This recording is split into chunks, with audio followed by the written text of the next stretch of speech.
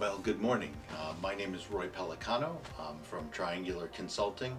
I'm the Chief Information Officer and Principal Consultant here.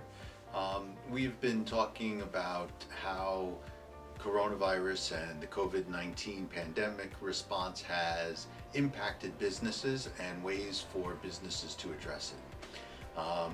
If you think about the whole process as being starting from the initial response, which was a critical, like, we've got to get this done right now, right away, and this is super disruptive, to the past 12 weeks or almost 12 weeks, where we have spent the amount of time actually working on things and modifying them and iterating and ultimately getting something completed that needs to be workable, to where we are today on the verge of the reboot and the restart, and then trying to move that into whatever our new normal is going to look like, right? And that new normal is going to be, we don't know.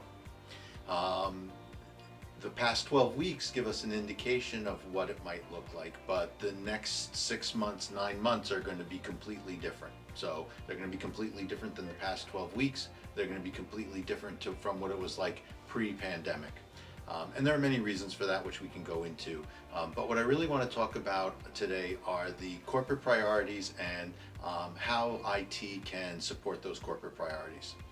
So, and we're going to look at it in the sense of those transitions, 1, 2, and 3, right? The pandemic response, where we are now at the reboot and the restart, and then ultimately sometime in the future. So when we think about this, the big impact that happened for many people was the non-essential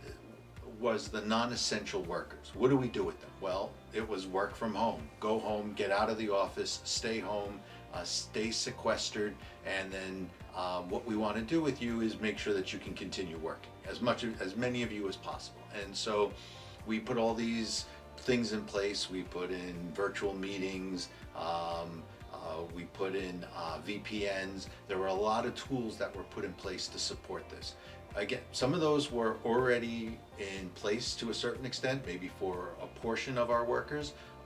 Others were hastily put together, and they've been iterated on, as I said before, relatively quickly over the past couple of months so that we can make them workable.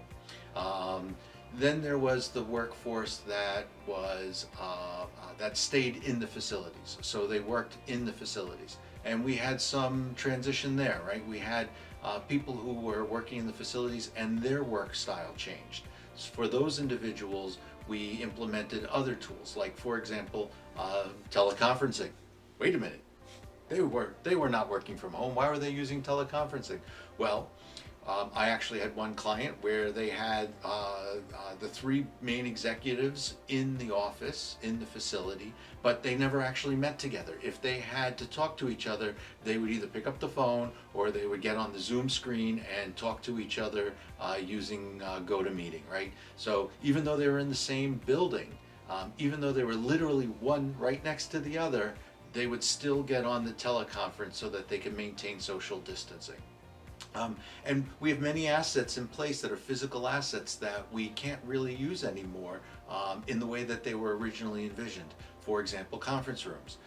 There's still a lot of difficulty in trying to figure out how we're going to leverage these assets. So in the meantime, maybe they could be used for employees who would otherwise be in a queue or in an open space. So what we want to do is think about how to reuse those assets.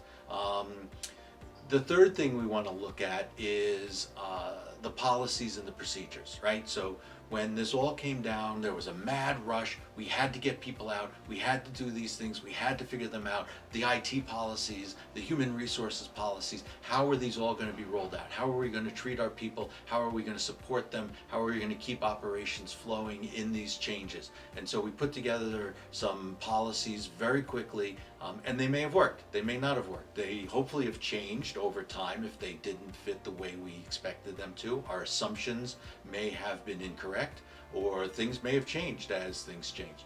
And that's where we are right now, right? We are in a place where we're rebooting, we're restarting. We were here, we're now here, and we're going here. So the question becomes, how do we take the policies and the procedures that have been put in place here, rewrap them, and put them into implementation to get where we're going? Finally, there is the concept of revenue, right? And it's all about revenue. Revenue is the key. That's why we're in business. That's why we engage with our customers, right? We derive revenue by giving value back to our customers. It's a relationship. If we don't give value, we don't get revenue. So the question is, what can we do in IT to continue to support revenue? And to a large extent, that's the critical thing that we need to discuss, right? We need to figure out, we need to support the business in identifying what they need for their end users, which is our ultimate end users, in order to continue to drive revenue, to provide value, so that everybody can stay in business and get what they need.